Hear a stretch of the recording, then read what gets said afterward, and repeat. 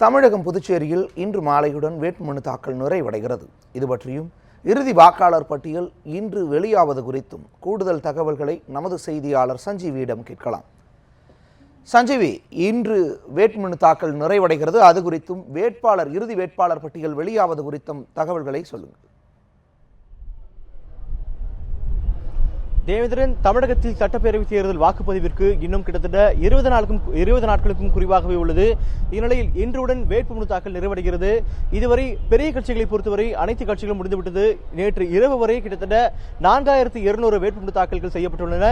நேற்று மட்டும் அதிகபட்சமாக 2000 அதாவது வேட்புமனு தாக்கல் நேற்று மட்டும் செய்யப்பட்டுள்ளது. இந்நிலையில் அதிமுக உள்ளிட்ட பெரிய கட்சிகளை பொறுத்தவரை நேற்று மட்டும் 233 வேட்பாளர்கள் நேற்று செய்தனர். அதனால் இன்று வரை 4200 பேர் வேட்புமனு தாக்கல் செய்துள்ளனர். இந்நிலையில் இன்றைய நிலைமை பொறுத்தவரை ஒரு சில கட்சிகள், பெரிய கட்சிகளாக இருந்தாலும் சரி, ஒரு சில கட்சிகளுடைய வேட்பாளர்கள் இன்றும் தற்போது வேட்புமனு தாக்கல் செய்து வருகின்றனர்.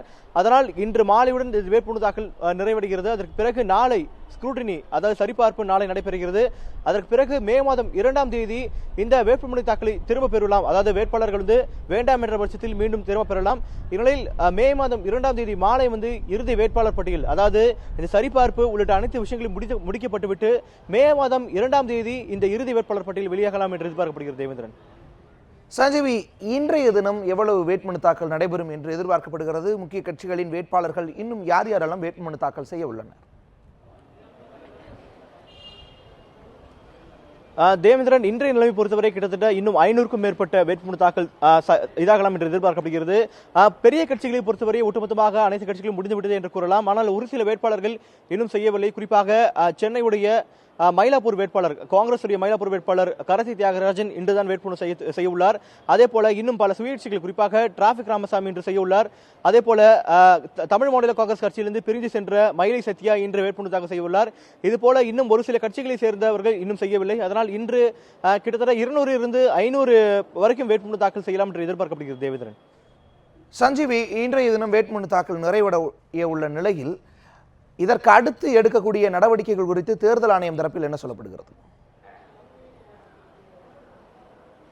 தேவேந்திரன், இறுதி வாக்காளர் பட்டியலை பற்றி கேட்டீர்கள். வாக்காளர்கள் பட்டியலை பொறுத்தவரை பார்த்தோம் என்றால் இன்று மாலை அதிகாரப்பூர்வமாக தமிழகத்தில் இருக்கக்கூடிய ஒட்டுமொத்த வாக்காளர்கள் எண்ணிக்கை அறிவிக்கப்படும் என்று தமிழக தலைமை தேர்தல் அதிகாரி ராஜேஷ் லக்கானி தெரிவித்திருந்தார். இந்நிலையில் ஏற்கனவே தற்போது தமிழகத்தின் இறுதி வாக்காளர்கள், அதாவது கடந்த 2 மாதங்களுக்கு முன்பாக விடப்பட்ட நிலையில் 5.5 கோடியே 79 லட்சம் வாக்காளர்கள் தற்போது தமிழகத்தில் உள்ளதாக கூறப்பட்டது. இந்நிலையில் அதற்கிடையே மத்திய தேர்தல் குழு சென்னைக்கு வந்தது. இந்நிலையில் ஒட்டுமொத்தமாக எதிர்க்கட்சிகள், குறிப்பாக திமுக, தேமுதிக, அதே போல பாமக உள்ளிட்ட எதிர்க்கட்சிகள் சார்பாக தமிழகத்தில் கிட்டத்தட்ட 50 லட்சத்திற்கும் மேற்பட்ட போலி வாக்காளர்கள் உள்ளதாக ஒரு குற்றச்சாட்டு வைக்கப்பட்டது. இந்நிலையில் மத்திய தேர்தல் குழு அதற்கென ஒரு குழுவை அமைத்து இந்த இரட்டை பதிவு, அதே போல அதாவது அட்ரஸ் மாற்றி இருக்கக்கூடிய இடம் என்று அதற்காக ஒரு கேம்பெயின் நடத்தியது. இந்த கேம்பில் கிட்டத்தட்ட 6 லட்சம் போலி வாக்காளர்கள் இந்த பட்டியலிருந்து நீக்கப்பட்டு இப்போது நிலைமைப்படி 5 கோடியே 73 லட்சம் வாக்காளர்கள் தற்போது தமிழ்நாட்டில் உள்ளனர். இந்நிலையில் அதற்கு பிறகு கிட்டத்தட்ட ஒரு மாத காலமாக ஆன்லைன் மூலமாகவும் சிறப்பு முகாம்கள் மூலமாகவும் இந்த மீண்டும் புதுப்பிக்க பணி, அதே போல இரட்டை பதிவு உள்ளிட்ட விஷயங்களை நீக்குவதற்கான பணி நடந்தது.